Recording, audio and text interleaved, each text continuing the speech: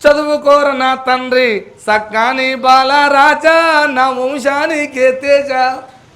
చదువుకోర నా తండ్రి సక్కాని బాలరాజా నా వంశానికే తేజ. గురువు చెప్పిన విద్యాలన్నీ గుర్తు పెట్టుకోరా నీ మదిలో తలుసుకోరా. గురువు చెప్పిన విద్యాలన్నీ గుర్తు పెట్టుకోరా నీ మదిలో తలుసుకోరా. పెద్దలను గౌరవించి పేరు తెచ్చుకోరా నా ప్రేమను నిలుపుకోరా అన్నారా. అందుకనే గురువు చెప్పిన మాటలన్నీ మనము పాటించి పెద్దవాళ్ళం కావాలి. మనం చిన్నవాళ్ళం కాబట్టి, మీరు చిన్నవాళ్ళు కాబట్టి మీకు తెలియవచ్చు తెలియకపోవచ్చు. ఎందుకంటే చిన్న మైండ్ చిన్న బ్రెయిన్ కాబట్టి టీచర్స్ ఎన్నో రకాలుగా చెప్తుంటారు. ఒక్కొక్కసారి కసిరిస్తారు. ఇంటికాడ మమ్మీ డాడీ కసిరిస్తారు. మనం ఏమన్నా అల్లరి చేస్తే కసిరిస్తారా, తిడతారా? అలా చేయొద్దు అంటారా అనరా? అంటే టీచర్స్ కూడా ఒక్కొక్క టైంలో అలా అంటారు.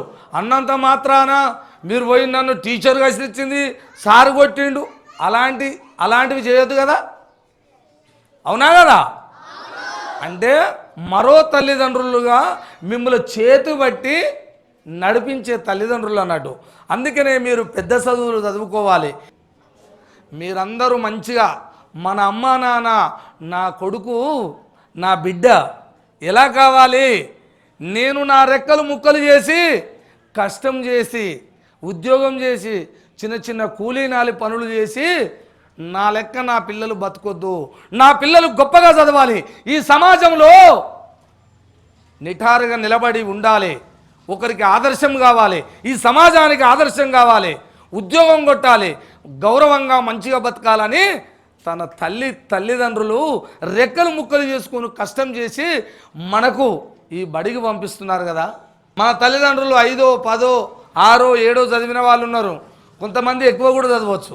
కాబట్టి వాళ్ళలాగా కావద్దు. కాబట్టి తల్లి తండ్రి ఎప్పుడు ఏం కోరుకుంటారంటే, నా కంఠంలో ప్రాణం ఉన్నంత వరకు నా పిల్లలు గొప్పగా బతికితే చూడాలని కోరుకుంటాడు ఒక తండ్రి తల్లి. అంతకు మించి ఇంకేం కోరుకోడు. తన కళ్ళ ముందల నా పిల్లలు గొప్పవాళ్ళుగా బతకాలి, గొప్పవాళ్ళుగా జీవించాలి, ఒక ప్రయోజకులు కావాలనే తల్లిదండ్రులు కోరిక. కాబట్టి ఆ కోరికను మనము ఈ చదువు ద్వారానే నెరవేర్చాలి.